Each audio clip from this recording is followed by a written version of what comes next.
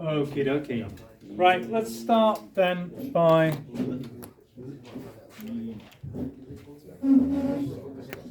just reminding ourselves what a displacement reaction is. Tell me, what's a displacement reaction? What's a displacement reaction? It's when one substance which is, or one element which is more reactive than another will like take its place in a reaction. Super. One element which is more reactive takes the place of another. We actually did one of these in the first redox set of practicals you did. You reacted zinc with copper sulfate. What happens? Zinc sulfate plus copper. That's right. So the zinc being more reactive takes the place of the copper, the place being the sulfate. So the zinc and the copper swap because zinc is more reactive. So we use that explanation, more reactive, but that's a bit GCSE. We're going to have to improve on that a little bit. But it's the same principle going on. So we've got, say, chlorine and potassium iodide. Chlorine and potassium iodide is one of the reactions which does something. Should have given you a brown solution. What's the brown solution? When you reacted chlorine with potassium iodide, you should have got a brown solution. Yeah. Great, good. Yeah. What was it? What's happened? Displacement reaction. Yes, yes, it has. Yes. Yeah. So. What are the products, Tony? Stop stalling. Oh, it's Cl2 iodide plus K. We're starting off with Cl2. What? Oh, what do you mean? We're starting off with Cl2 Yeah. plus iodide. Yes. Yeah. What are we making? The K is in the potassium on the other side. What? I've confused there. You've confused yourself. You don't need my help. Yeah, I mean, you start with the Cl2 on the right side, and then you have an iodine next to the Cl2. Right? We have an iodine next to the Cl2. I don't know what I'm finding. Okay, let's move it on, Ollie. Potassium chloride plus iodine. Okay, thank you. That's all we needed. Of course, the potassium is just a spectator ion, so we can take that out.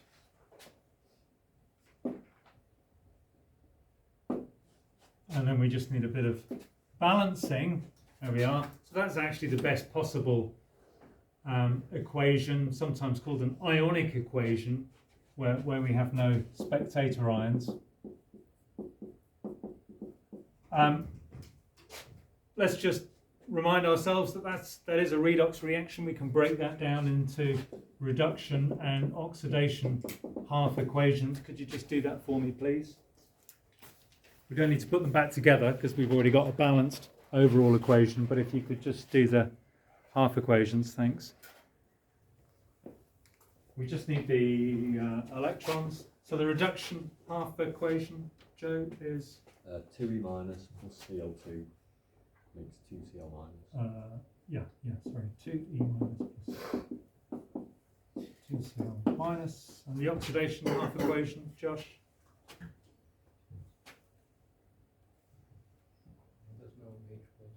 There's no H plus? I'm not sure. Well, what's being oxidized? Iodide. Yeah. So the iodide is being oxidized to make iodine. Got to get those iodide and iodine words sufficiently different, and then we just need the electrons on the lovely. Okay, so those are our half equations. So we could say the reaction happens because chlorine is more reactive, but that's again a bit GCSE. We're gonna have to delve a bit deeper than that. You might have noticed me talking about how the chlorine oxidizes the iron. You know, when we did the iron reaction, FeCl3, whatever it is, some balancing, 3 of those, 2 of those. I'll talk about the chlorine oxidizing the iron, as if chlorine is able to, you know, bump into something and immediately oxidize it. It causes the iron to be oxidized. So we have a word for that, and it's oxidizing agent. So chlorine and fluorine and bromine and iodine are all oxidizing agents. They bump into some other chemical and immediately they are reduced, but they get the electrons out of that other substance. In fact, that's one way of thinking about an oxidizing agent, something that can take electrons from something else. So oxidizing agents are reduced themselves and gain electrons themselves.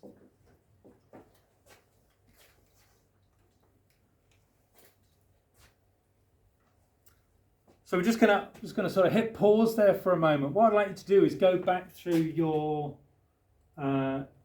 tasks that we've done over the last few days. Tap. On that one. That one is a good one. Where we just had a list of half equations and you had to balance them and you had to say if it was a oxidizing or reducing process. So this first one, if you just flick back to that in your topic booklet for me.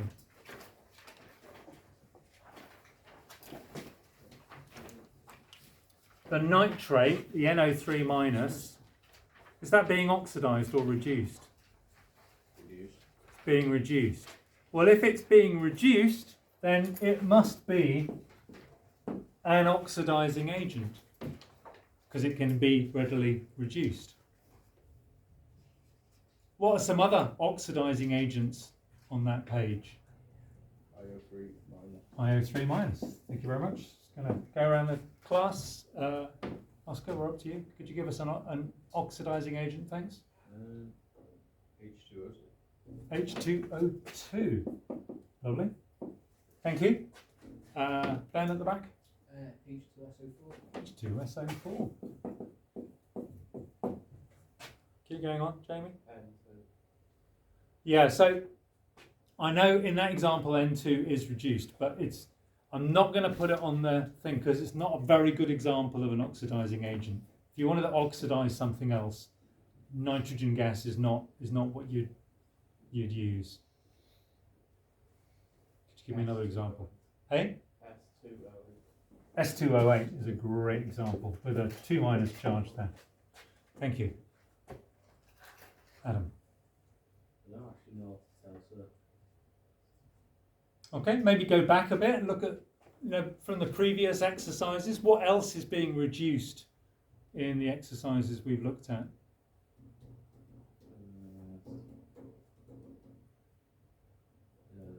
Manganese. It's not manganese, is it? What's the formula for the iron? NO4 minus. That's right, manganate. Which we used in the fume cupboard earlier to oxidize the chloride, right? To make the chlorine we used permanganate. Yeah. I've got only left. Not on that page. Hey? No, Not even right at the bottom. not on that page. Okay. What about on the previous pages?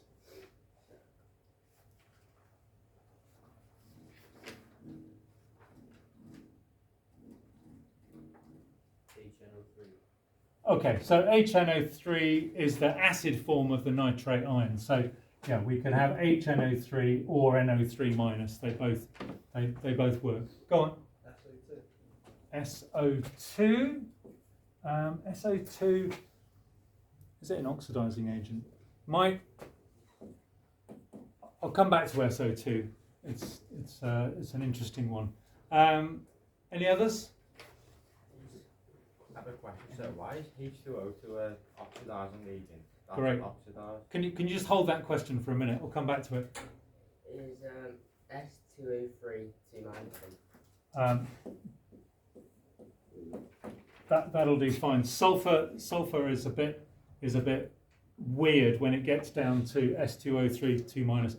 But again, I'll come back to that in a second as well. ClO3 minus. Lovely. Okay, and the one I was waiting for was the dichromate. Maybe that's somewhere on the page somewhere else. Okay, if we have oxidizing agents, then logic dictates we must also be able to name some reducing agents. They are the things that are readily oxidized or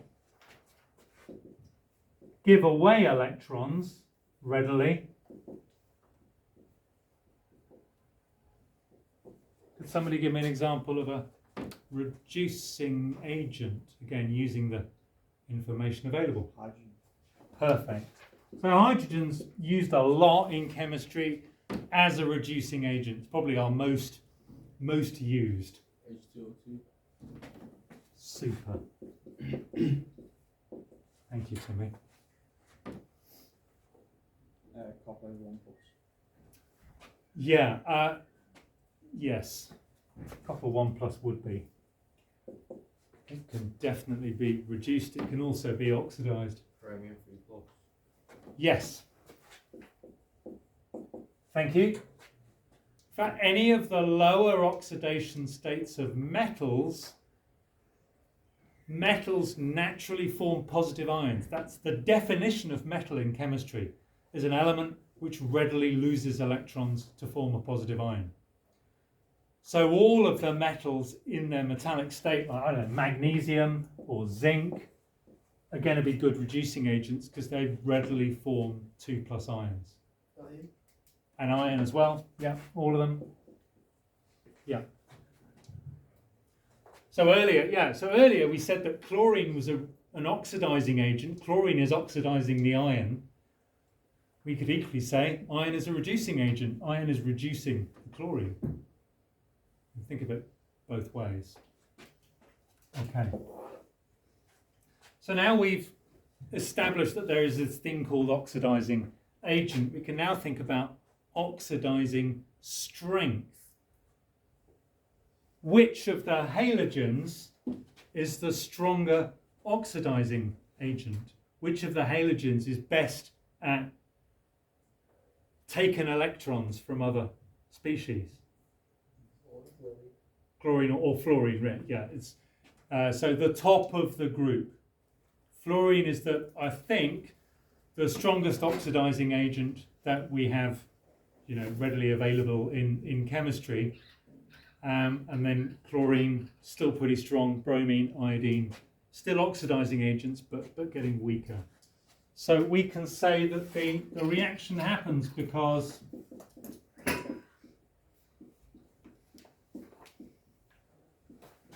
chlorine is a stronger oxidizing agent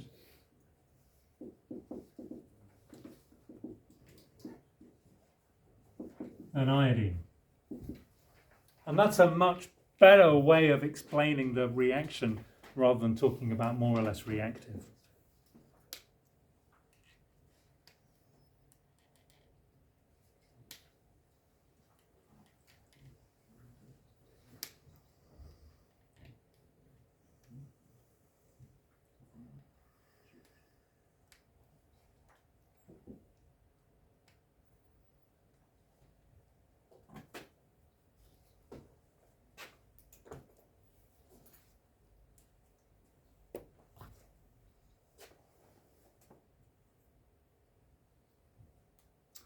Just before we go on, I could come back to John's question when he's finished writing.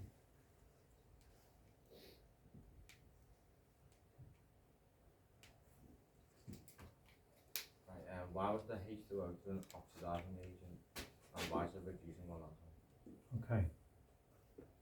So an oxidizing agent means it's something we can use to take electrons from something else, and a reducing agent means it's something we can use to give electrons to something else. H2O2 fits both categories. S2O3 2 minus probably would as well. Copper 1 plus probably would as well. So there are some substances which we can use as oxidizing and reducing agents. H2O2 you need to be aware of, because if there's a reaction with H2O2, you need to look at what it's reacting with to work out if it's being oxidized or reduced. What was the question mark with SO2? Right, thank you. So SO2 could also be used as an oxidizing agent or a reducing agent. SO2 is added to food. Does anyone know why? Wine especially gets a bit of sulfur dioxide in it. Preserve it. Okay, good. Preserve it how? Think about your list of preservatives that you get in your packet of crisps. What categories of preservative are there? You know, you've got your flavouring and your colouring and your flavour enhancers and your humectant, whatever that is. And what are some of the other? Maybe you should. Well, it's related to this, of course.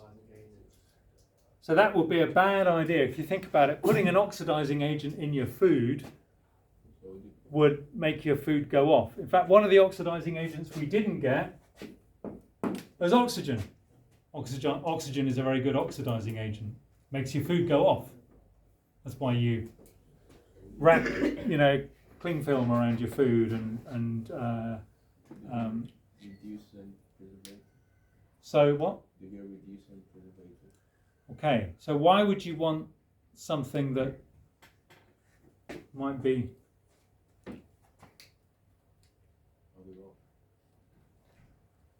oxidized?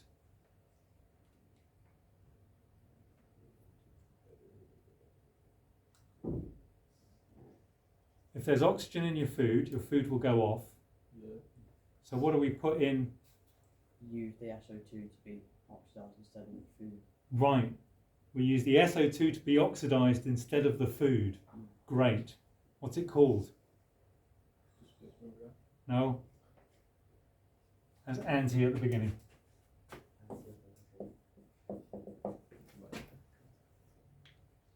You really should read your food packaging. There's all sorts of stuff in there. Antioxidant. Antioxidant. An antioxidant is added to your food to stop it from being oxidized. The SO2 is oxidized in its place. It uses up any oxidizing agents so that they can't react with your food. Okay, so actually that's SO2 acting as a reducing agent, isn't it? Because it's being oxidized. Okay, that was a little bit off topic, but still, interesting. Right, so I need a bit of room. I'm just going to use that up. I think we finished with that. You all right? Yeah. Wow.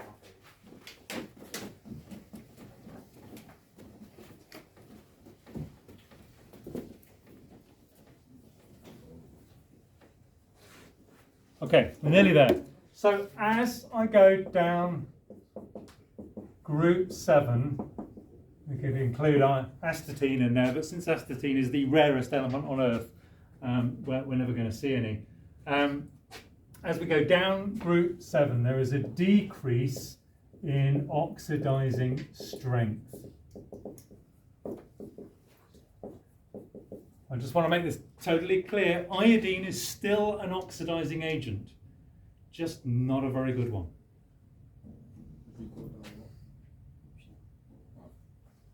Oxidizing agents are very good at taking electrons off other things. Fluorine is the absolute master of that.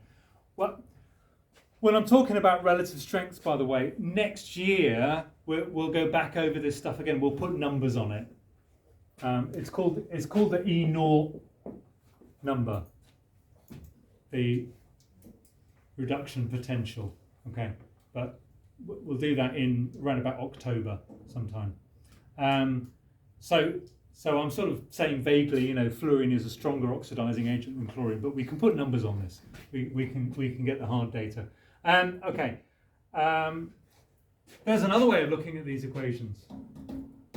What's the other way of looking at it?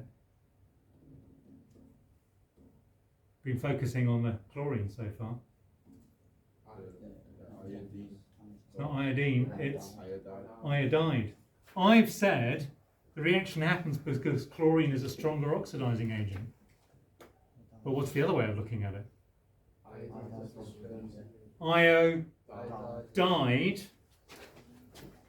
Iodide is a stronger reducing agent. Okay.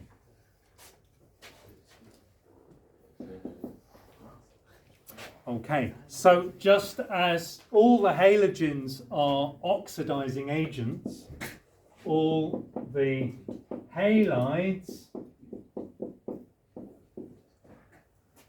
are reducing agents. And what could we say about the reducing strength going down the group? Increase.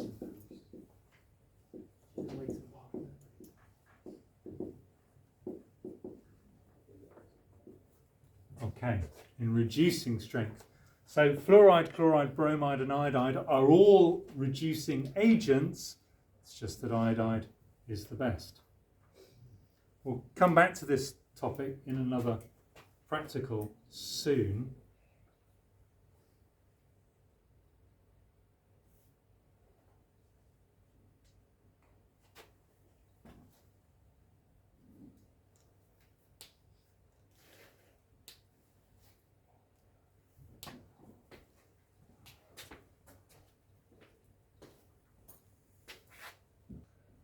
Right, so to finish, we just need to answer this question. It's a very standard kind of question. Why does oxidizing strength decrease down group 7?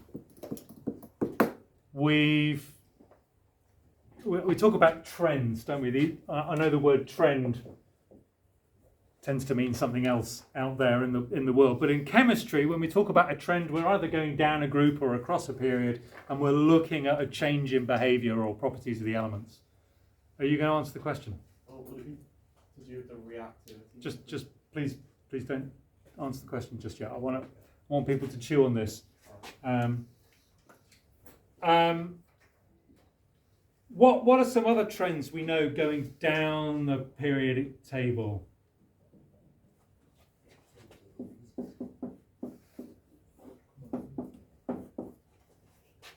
Go for it. In the halogens, it goes from No, I don't want a trend for group 7. I'm talking about a trend across the whole periodic table. We've looked at some trends of electronegativity. There's 2 others. Hey? Yeah, atomic radius. Yeah, we'll call that. Reactivity. And one more. One you do in your first topic. Reactivity. Not reactivity. Very first topic you do. Atomic structure. Electrons. Oh, is that side shell? Just to do with electrons. Shell. Oh yeah, energy level. It's to do with energy levels. Yes. What's the data you use to? The shell. Electron shell.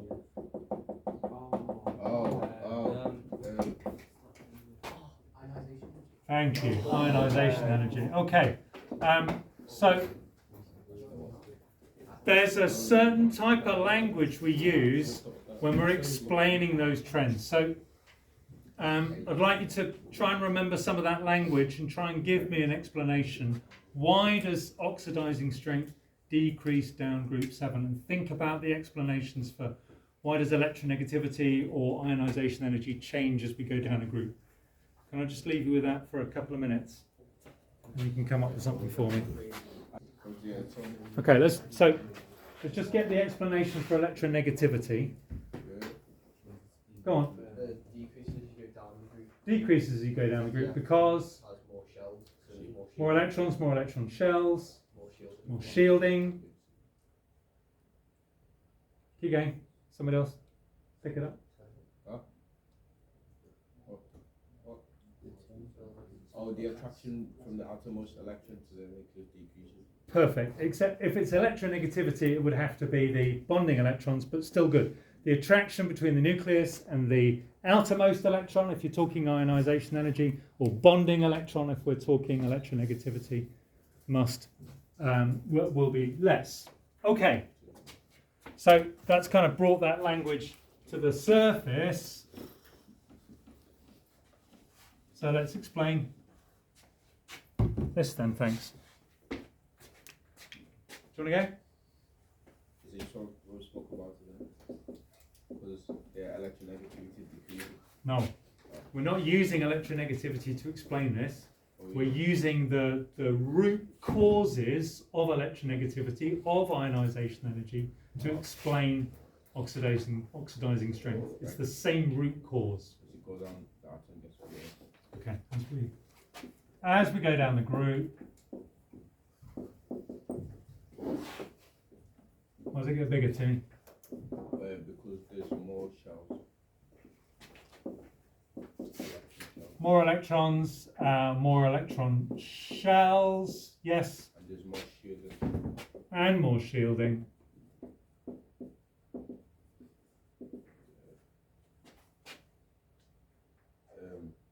Remember what you said? Oh, It was- yeah, it was yeah. spot on. The attraction between the outermost electron and the nucleus decreases. Weaker attraction between the nucleus Outermost electron. and, well, let's just think carefully here. If I'm talking about fluorine being an oxidizing agent, it's an oxidizing agent because it can gain electrons from something else. So it's not fluorine's electrons that are being more strongly attracted to the nucleus. It's electrons from other atoms or other molecules. Okay. Okay. So I just want to finish with this video. I'll rather than play it over. It seems a bit unnecessary to play a video over another video. So I'll just put a link on YouTube for you to this.